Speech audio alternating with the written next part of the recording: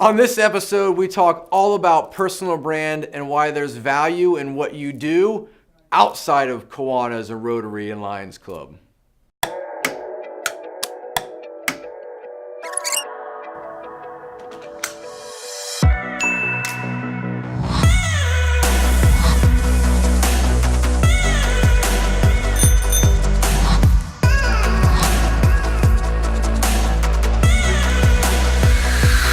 What's up, everybody? Welcome to DISRUPTu, episode 59. I'm Ryan Thogmartin, and this is the Funeral Profession's only marketing web show.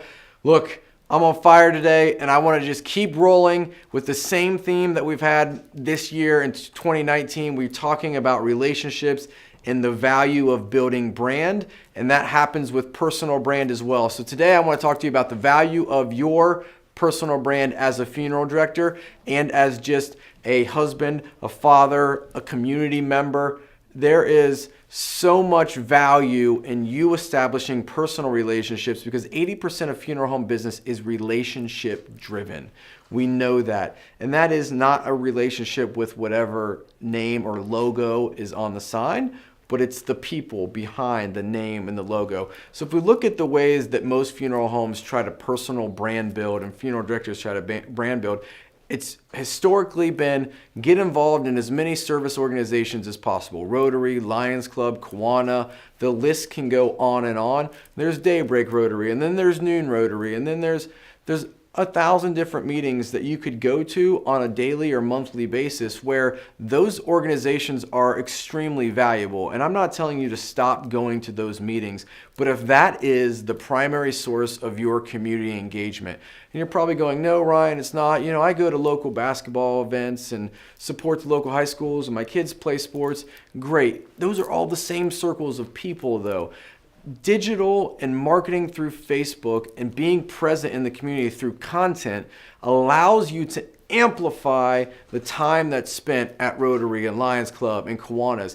If you think about it, if we lined up 75% of the people in your community and said, okay, Mr. Funeral Director, you and your staff can walk out the front door and he or she can shake hands with every single person that lines up, you would never walk around those 75% of people that showed up and search for the 25% that don't. However, if we look at how funeral homes currently market, we're spending the bulk of our marketing dollars on 25% of the audience.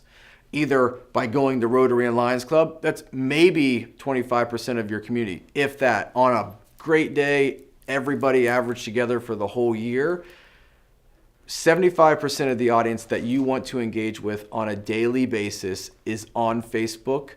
75% of that 45 to 65 plus demographic is on Facebook every single day. You've got the ability to create content that's going to resonate with them and get them more familiar with who you are, what you do, your staff, who they are, what they do. Very simple. What about your hobbies? We've got funeral directors that are volunteer firefighters and EMT. We've got funeral directors whose wives own a flower shop or a hair salon, and that's part of their identity. We've got a funeral director who is an Ironman athlete, does triathlons, is on the United States Ironman triathlon team. That content about who he is outside of the funeral home is awesome. It is so engaging that the consumer gets a deeper connection.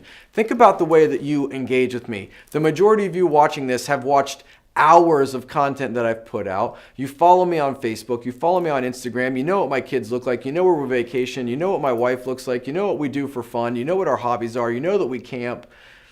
You know all this stuff about me, yet the majority of you, we have never had a face-to-face meeting, but when we potentially do meet, you're like, man, I know her, I know her, I know her, I know her. We know each other. You know my family. You see them in the booth. There is value in the personal brand of Ryan Thogmartin, and I do everything that I can to live my brand. Do you have to dress like an idiot? No, but I do, and that's part of my brand. Your brand may be that you are an avid camper or you're an avid builder. And so we create content around the birdhouse that you built and then donated to the hospice center where now they have a collection of hummingbirds that come visit that hummingbird feeder that you built. That's a great story. It engages the consumer. The more we know about each other, the deeper our relationships go. 80% of your business is relationship driven. 90.4% of consumers only shop 0 to 1 funeral home. I will say these statistics until you actually digest them and understand the value that social media plays in that equation. If we can establish that relationship, we absolutely, there's a 90.4% chance you are going to win that call if we can establish those relationships.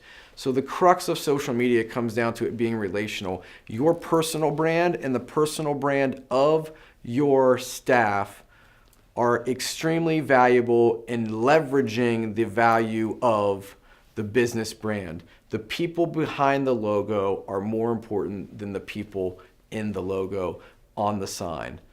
It's the people, you and your staff. The people are the value.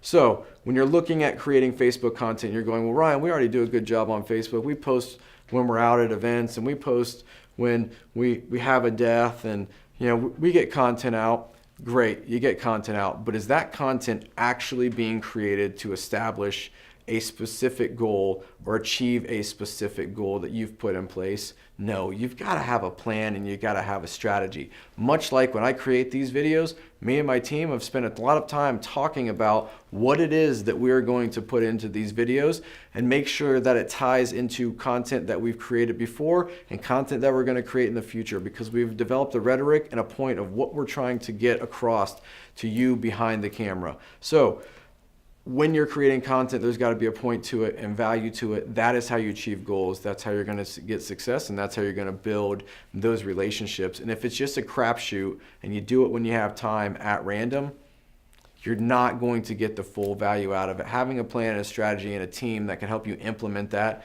is key to the success. It is too valuable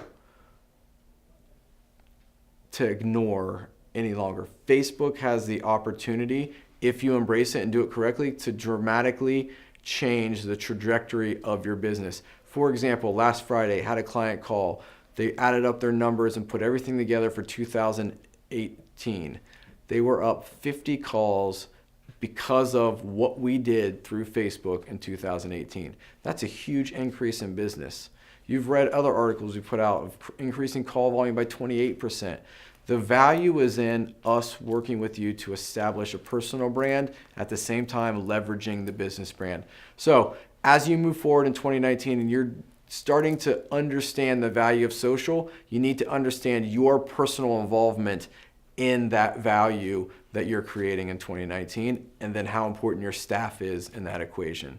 So your personal brand matters. Think about how you're different than everybody else, and let's tell a story with those intricacies that are only pertinent to you and who you are.